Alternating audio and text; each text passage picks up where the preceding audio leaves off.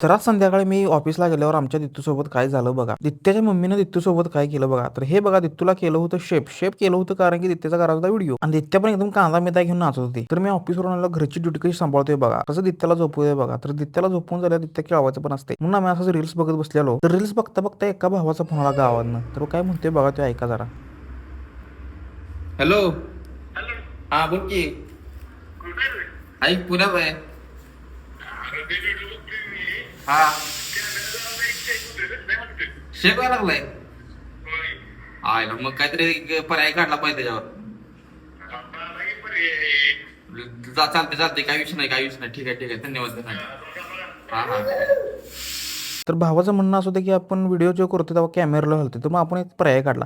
तर बघा ह्यो पर्याय. तर आपण काय ऑर्डर केलं डायरेक्ट गिम्बल आणि ह्या गिम्बलनं की नाही आपलं सगळं व्हिडिओ एकदम स्टेबल म्हणजे स्टेबल होणार आहे. काही विषयच नाही. आता आपला सेटअप ऑलमोस्ट तयारच झालाय असं म्हणा. आपले व्हिडिओ एकदम 4K मध्ये असतातच. आता आपण माईक पण ऑर्डर केला. आता गिम्बल पण ऑर्डर केला.